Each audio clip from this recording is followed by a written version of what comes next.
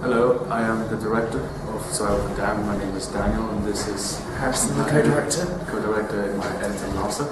And we'll be talking about a few questions that have been asked about the film, and we would like to answer them. So the first thing we were asked was, how did we get the title of the film? Would you like to explain? Yeah, we got the title of the film. The title is Survival of the Damned, and we got this because, well, there's one survivor out of and the damned part was when hell has no more room, the undead come back to life and they are the damned, so he's the survivor of the damned. We basically thought of it in a way, taking some aspects of video games such as No More Room in Hell, and also Resident Evil, that some aspects with us, like how do the dead come back to life, and the idea came from the church saying that the damned would walk the earth if hell was full. Hence where we got the title, and really it's about survival, so that's where our aspect came from. The next question is setting a location. How did we get our setting a location? Well, some of the locations came about our school, Shipley College, being, like 200 odd years old, and so it's quite an old looking and slightly run down buildings around, with some run down benches and things that we used in our film. We used some of the benches due to the fact that actually one of them was broken, and in one of our scenes we have a ball sitting there which looks very old and battered, so that would be a very good idea to use it. And an aspect that shows that, after 3 years of pure survival, something has actually gone down, like no more wildlife is growing, no more plants are growing, and things are rotting. So that's our setting a location. We also went into this classroom here. Actually, this is one of our settings due to the fact that it's actually quite dark, and if by removing a few aspects of the classroom, we can actually make it look like an old place at the same time. And moving on to the third question, costumes and prop. We chose the outfit for the main character because during an apocalypse, people grab anything that's important to them, like coats, money, jackets, that type of thing. However, we kind of got some old jeans and some old trainers, and suggested that the character could run away if anything got too hard for him, or if he didn't have any more ammo to protect himself with. So, and the jacket was actually a good idea. I found it in my closet somehow, and it was actually very helpful because it looks like something someone would wear during a zombie apocalypse to keep warm and to keep out of the elements. Moving on to the fourth question, camera and editing. Well, for each shot we use a variety of different camera angles just to test out different things and different perspectives, and which helped us, with the continuity of the film. And for example, for when the main character Danny here was there being chased, we used it from a point of view shot, like it was running, which helps to. We also used the editing technique of continuity. We basically dropped the audience into this one scene where no one can actually see what's going on. You don't know who the character is, you don't know what's chasing him. And the idea was actually a really decent one. But by using these type of shots and some still shots, we were actually able to create this type of film which people would actually captivate and think differently of it, not knowing what was going on. However, we also it was difficult to get some of the angles due to the fact that the weather was against us at some points. Where we wanted a dark day, we actually got a very sunny day. Therefore, it was kind of difficult, but we did manage to edit it perfectly and make it darker. Therefore, the film actually came out well. The fifth question is title, font, and style. Well, for the text, for the titles, we use like a dark red for it in like a black background to represent sort of being similar colour to the blood, and linking it with the genre of the film. Also, we used the font, a very big font, right in spot on the middle of the actual title screen. That way, people would actually see it and not actually think differently of it. If you can't really see the title, you can't really know what the title's about. We also used we made it more bold for the audience to actually understand what was going on. And the red colour, like Harrison suggested a horror film.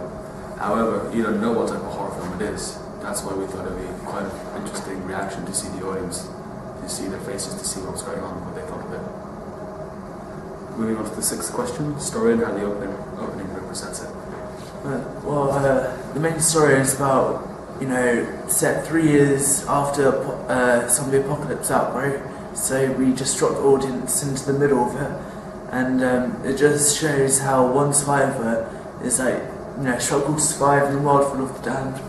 Unlike any other movies, like we've taken a few examples, like 28 Days Later, Dawn of the Dead, and I Am Legend, each one of those aspects, people who survive usually are in 2s, 3s, and even 4s. But in our case, this is one survivor trying to outrun everything. We also did something which no other film we've seen has done, which is do a POV shot to see the main character being chased by something which is unknown. That's why actually the opening represents it. The story of the survival and the horror, the damned, is represented in the opening, when we see the POV shots, when we see the character run for his life, and when he comes out to fight the zombies. 7th question: genre and how the opening suggested. The genre is a horror sci-fi film, and this is conveyed through such music, through music, location, props, setup, special effects, everything like that. The location and the props were more of a difficulty. We couldn't actually get a BB gun by ourselves since it was too expensive. Thank God Harrison's father here had a BB gun from his old days, and we managed to use that. However, the genre, the horror, is represented at the very beginning due to the fact that you dropped right in the middle and you don't know what's going on. The character's being chased. We got this very hard, upbeat music of being chased, and just the aspect of being chased is actually quite a scary thing. Therefore, we thought that if we show this, people would actually react to it and actually feel like they were in the movie, that they were the zombie chasing us. It's a bit motion sick, but it actually worked well. So we thought that would be a very good thing to do.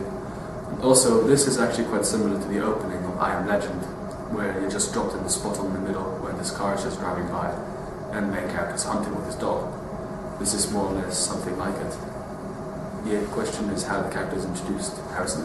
The character is introduced when you just see through this broken bench with the rotten wall there, you just see his legs running past it, and then you just see from the point of view shot of the zombie just chasing him into the classroom and everything, and that's pretty much how he is introduced. But it brings curiosity because very little of the scene you get to see his face or hear any information about him or hear him speak, so it brings curiosity to the audience.